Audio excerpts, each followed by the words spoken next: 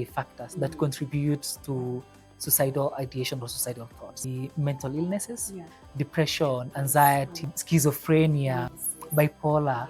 I wanted us to transition into another point, which is look into what are some of the factors, what are some of the interplay factors that contribute to suicidal ideation or suicidal thoughts. And for me, I think one of them might be mental illnesses. It's a huge contributing factor, especially if somebody is struggling with things like depression, anxiety, schizophrenia, bipolar. Think of this, like you're struggling with bipolar. 1 minute you are high in a manic phase, and then later on you are low in a depressive state. The mood regulation is just so just the space is so big that managing it might actually get you exhausted and tired. Or if somebody's struggling with something like schizophrenia, where you're having delusions or hallucinations, having thoughts or voices that are beyond your control. It can be overwhelming. It is not. It can be. It's actually very overwhelming. Very overwhelming. Or somebody who is struggling with something like depression. I was actually today morning. I came through. Just also scrolling TikTok. I came across a post of a journalist, one of the national journalists, who is currently homeless. She's part of the street family because of depression. Because of depression. When you're struggling with depression, you're always so low that you feel helpless, hopeless about anything and you cannot function normally. So things like job even becomes a luxury. Like working becomes a luxury. Somebody who is struggling to even do a self-care, to just do basic things like brushing or eating. How do you expect such person to work?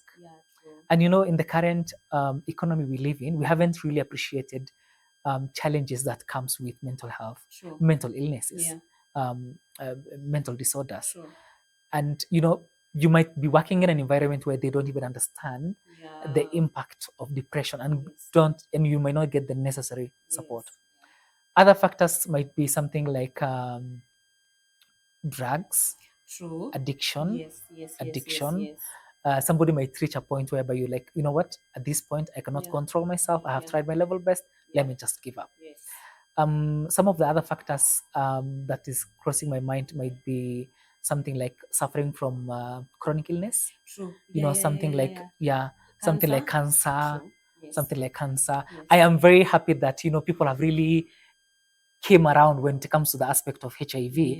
But at some point, earlier years, HIV was a big deal. That the moment it was so stigmatized that the moment you get that report that you're positive, the chances of just you giving up in life and just committing suicide was high. So some of the chronic illnesses might also be another contributing factor. Another thing might be grief and loss. Somebody who has lost their parent, their loved one, your child, it can hit you.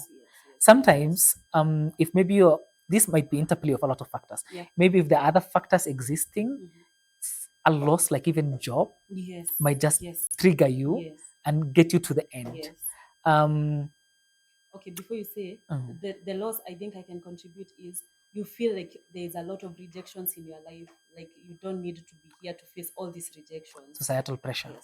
Society Society has done a number on us. Also to add on that one of societal pressure is if you are suffering from things like isolation and loneliness.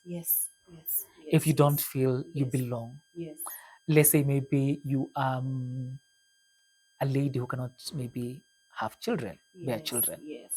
Or you're very isolated. Or maybe you're suffering from let me not even say suffering. You living with certain disabilities in a society that does not accept and appreciate it. That does not appreciate or don't even see the different abilities of different people from different angles. Or even maybe you come from a society that still where HIV is so stigmatized, and you're somebody who is living with HIV, and you feel like you're not accepted, you're not loved, you don't belong. So the chances of you giving up and having some level of hopelessness and helpless is very high. I don't know if you have anything to add on some of Yes, this. I have one that I think people don't talk about because we are told you need to accept them. And I'm talking about family. If you come from a toxic family, let me tell you, it can be the end of you. I know. Toxic family, toxic friendships, they can be the end of you because as human beings, we are social beings. So there is the need to interact with other people.